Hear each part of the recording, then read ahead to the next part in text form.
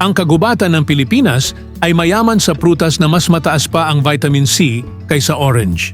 Mas malakas pa sa antioxidant kaysa imported berries at minsan ay tinatawag pa na miracle fruit ng ilan. Ang mga prutas na ito madalas mo lang makita sa probinsya. Hindi ito pang dessert, hindi ito pang fruit salad.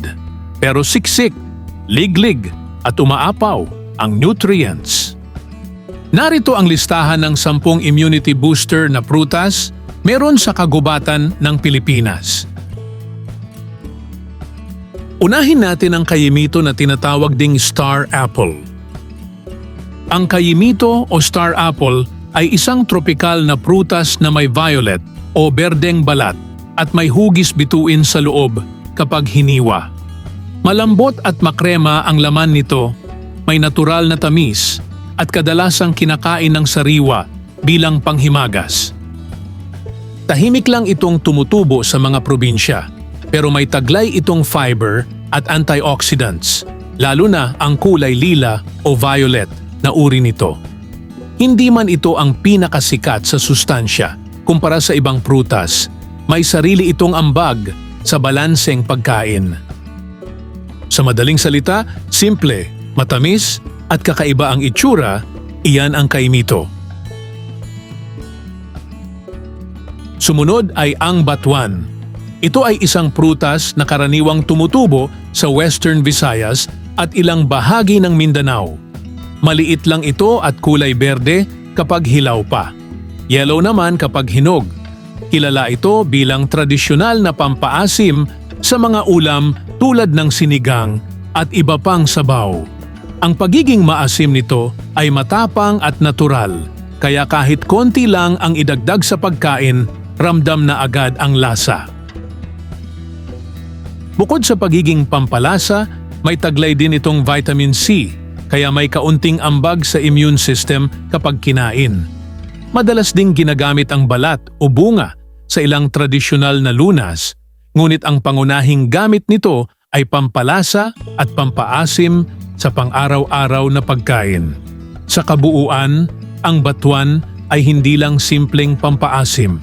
Ito rin ay likas na source ng sustansya at isang bahagi ng kulturang pagkain sa mga probinsya.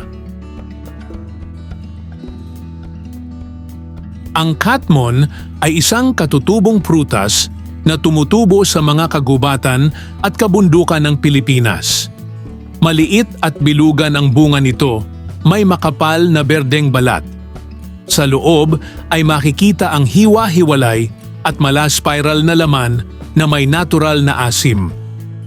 Dahil sa asim nito, madalas itong ginagamit bilang pampaasim sa mga ulam noong unang panahon, lalo na bago pa naging karaniwan ang paggamit ng komersyal na pampaasim. Maaari rin itong gawing jam o ihalo sa inumin sa ilang lugar. May taglay itong vitamina C at ilang plant compounds na may antioxidant properties. Bukod dito, ang puno ng katmon ay kilala rin sa tibay. At minsan ginagamit ang kahoy nito sa probinsya para sa simpleng gamit. Sa kabuuan, ang katmon ay isa sa mga hindi gaanong napapansin na prutas ng gubat. Maasim, makapal ang balat, at may sariling papel sa tradisyonal na pagkain sa Pilipinas. Ito naman ay ang lipote. Ang lipote ay isang katutubong punong kahoy sa Pilipinas na karaniwang tumutubo sa mababang kagubatan at kabundukan. Kahalintulad ito ng ibang miyembro ng pamilya ng makopa at tuhat.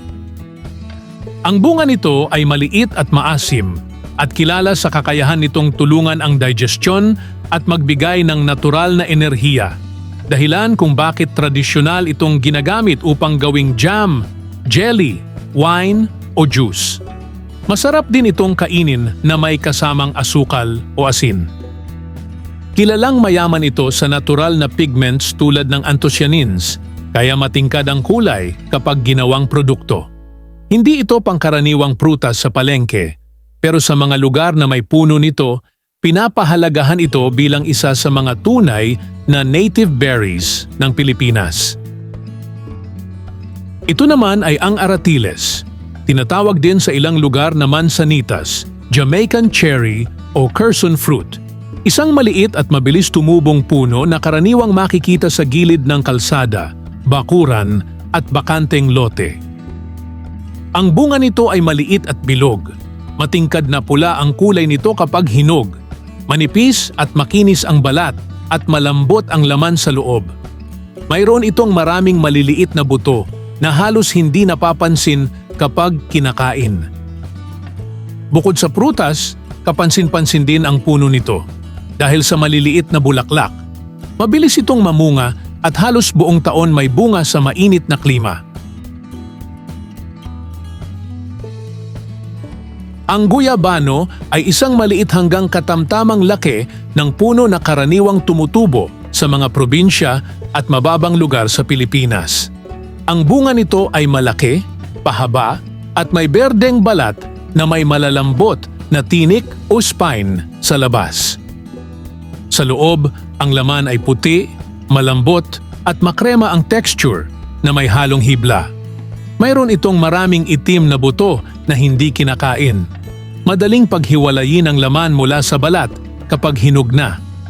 Ang lasa nito ay kombinasyon ng matamis at maasim. Kadalasang inilalarawan na parang pinaghalong pinya at strawberry na may creamy na dating. Dahil dito, mainam itong gawing juice, shake, ice cream at dessert.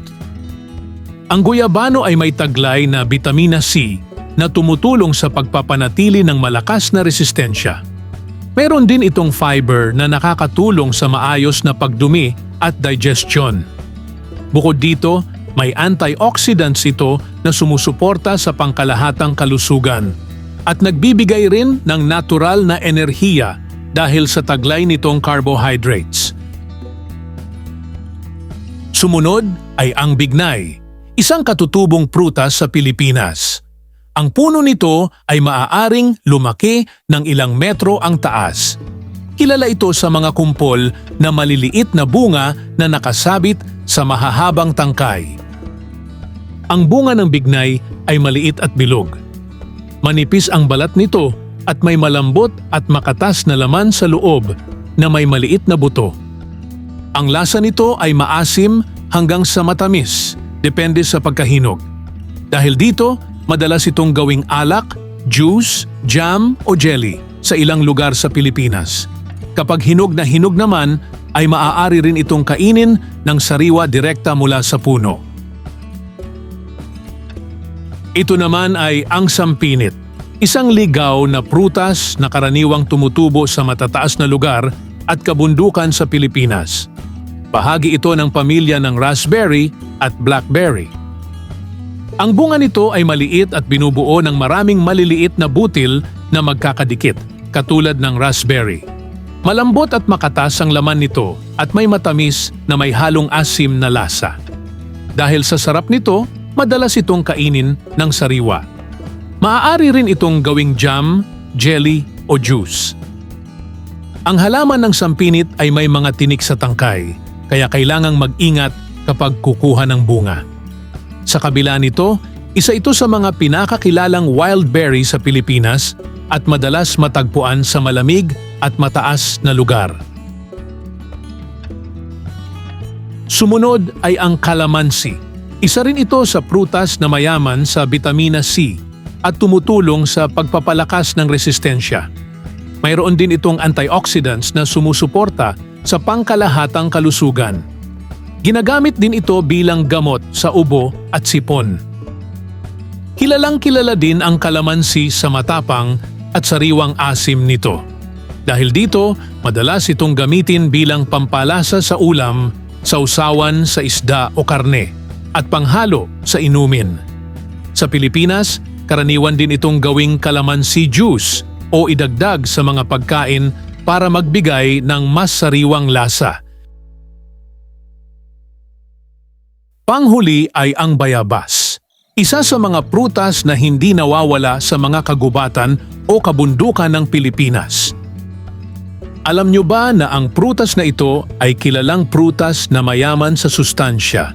Isa sa pinakamahalagang benepisyo nito ay ang mataas na bitamina C na tumutulong sa pagpapalakas ng resistensya ng katawan. Sa sa katunayan, mas mataas ang bitamina C nito kumpara sa orange. Meron din itong fiber na nakakatulong sa maayos na digestion, pati antioxidants na sumusuporta sa pangkalahatang kalusugan. Yan ay walang iba kundi ang bayabas, maituturing na immunity booster sa kagubatan ng Pilipinas. Kung nagustuhan mo ang bidyong ito, subscribe na at i-click ang notification bell para sa iba pang mga video.